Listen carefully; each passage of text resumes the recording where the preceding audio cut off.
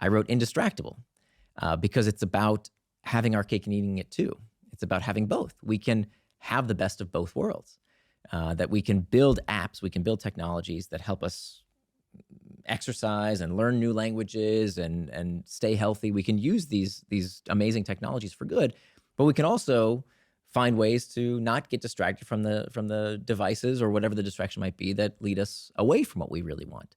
But yeah, sometimes people will say, yeah, but that's you're blaming the victim here. That we're all victims of these technology. The technology companies are doing it to us, right? The Social Dilemma movie tells us that our brains are being hijacked, and they interviewed me for the Social Dilemma movie. Did you see it, by the way?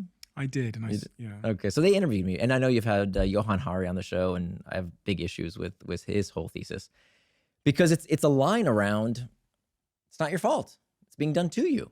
And look, there is no doubt that these companies design their products to be engaging.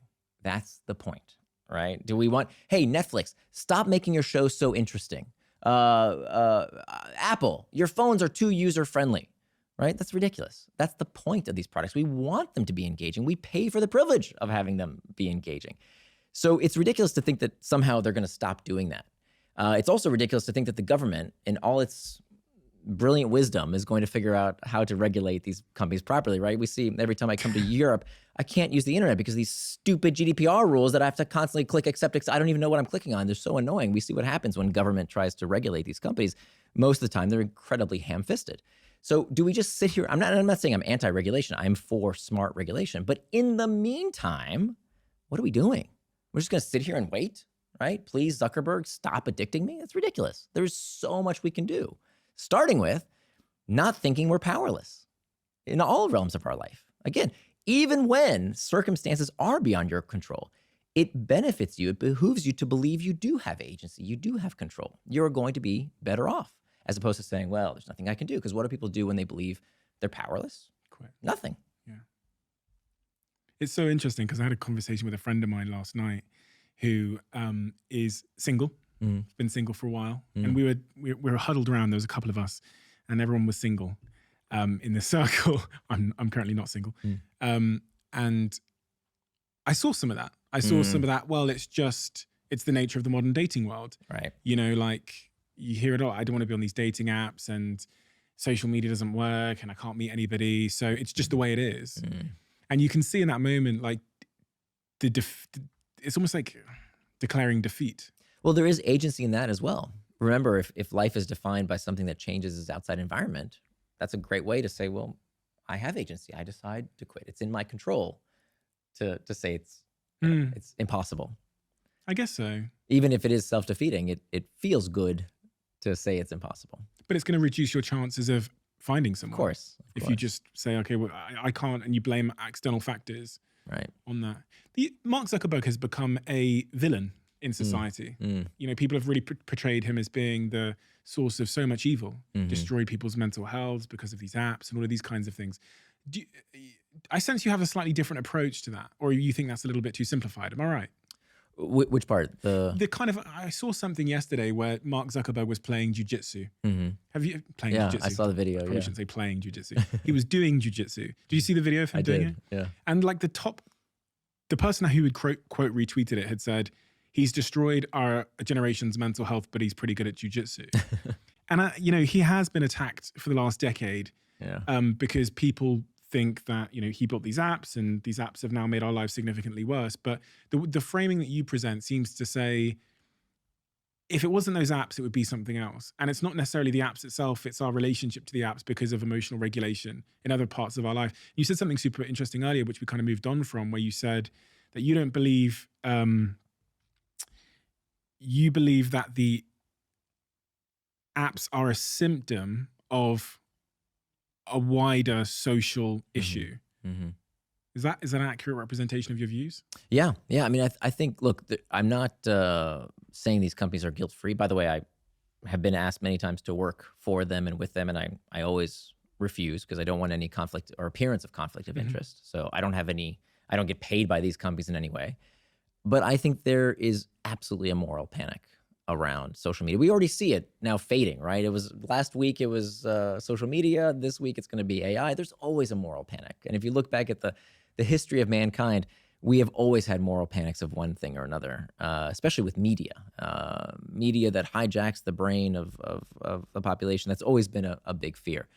I think in general, it's way overblown. I mean, if you actually look at the research in terms of the effects of mental health, look, overuse of any media is going to have deleterious consequences, right? When my daughter was into Harry Potter and she was reading Harry Potter 5 hours a day, I say, hey, honey, that's too much Harry Potter, right? Like that's going to have some deleterious consequences as well. You need to go outside, you need to see your friends, you need to do other things. So yeah, any extremes are bad. Now, I do think there is room for regulation for two protected classes of people. One we currently protect, which is children. So children, my daughter can't walk into a casino and start playing blackjack. She can't walk into a bar and order gin and tonic. She's too young for that, right? So there's certain protections for children. I think we should have those protections for social media. I think 13 is probably too young. The current regulation, at least in the States, is 13. That's probably too young. The other group of people who don't have protection, who need protection, are pathological addicts. So addiction, we toss around this word addiction so much these days.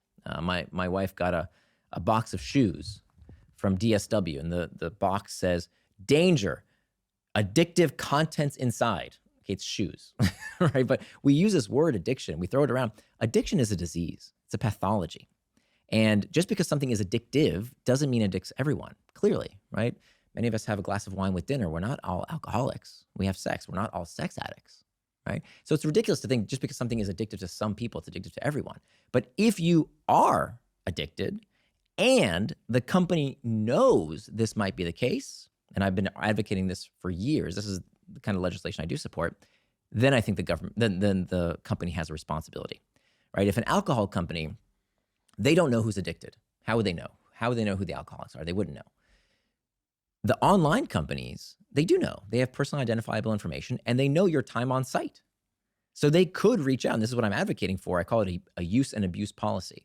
That if you are using this product, give me a number, 30 hours a week, 40 hours a week, whatever number is in the several standard deviations of use, we're going to reach out to you with a very respectful message that says, we see that you are using our product in a way that may indicate you are struggling with an addiction. Can we help? Can we help? Right? Very respectful message. If they say no, fine, right? But offer to help. Can we help you use blocking tools so that you select out? Here are resources. I think you have a responsibility. Now, that's about 3 to 5% of the population that struggles with addiction. The problem is there's this popular narrative, and a lot of people are selling a lot of books telling us that our attention is being stolen, right? Stolen from us. If you're addicted, you could argue that pathology of addiction, okay. Everybody else, if you're not a child or you're not addicted, this is a personal responsibility issue. It's not an addiction, it's a distraction. But we don't want to call it that, right? Because if it's a distraction, shoot, I got to do something about it. That's no fun. Can't I just blame Zuckerberg? No, I got to take some personal responsibility. You know what? I have to learn how to manage my internal triggers. I have to schedule my time. I have to hack back these external triggers. I got to put in some packs in place. This is not hard stuff, folks, right? The book isn't that long. Take you maybe an hour and a half, 2 hours to read it, and you will be indistractable. You'll look back at this and think this was a joke. We were complaining about this being addictive. Come on. It's a few simple techniques, right? So to sit here and complain and say our attention's being stolen, our focus is being stolen, it's not being stolen. We're giving it away. Give me a break. It's not stolen. We are willfully giving it away because we're not doing anything about it. So I think, yes, is there room for regulation? Of course. I think there's a lot we can do. But let's start with personal responsibility. That's the first line of defense. Wouldn't that make sense? First, let's see what we can do. And then we can also figure out, while the politicians figure it out, we can find ways to regulate as well. One of the things I found compelling was the role that our psychological trauma and our childhood trauma can have on us. Because one of the psychologists I sat here with described it as gremlins and goblins. He said, Sir Steve Peters said, that some of us have goblins. These are the hard to move, hard to budge traumas, usually happen below the age of 10, that will just stay with us the whole time, like really severe traumas. And then after that, generally speaking, they're gremlins where you can do work to kind of overcome them. When people are thinking about taking those steps in relationships or in their gym or whatever, you talked about obesity, being clinically obese. Sometimes we have these goblins at the heart of us that limit us from taking that first step, that just act as a gravitational force against the behavior we want to take. Right. Can we overcome that? Is it relevant? Well, so severe trauma is kind of out of scope for what I work on. But I would say for the goblins, as you describe them, that is where I think it is very helpful to realize that they're just feelings. They're just feelings, right? But feelings can be very convincing. But feelings don't happen to us, they happen for us. So if we can leverage that, if we can learn from that, if we can use it like rocket fuel to propel us towards what we want to do,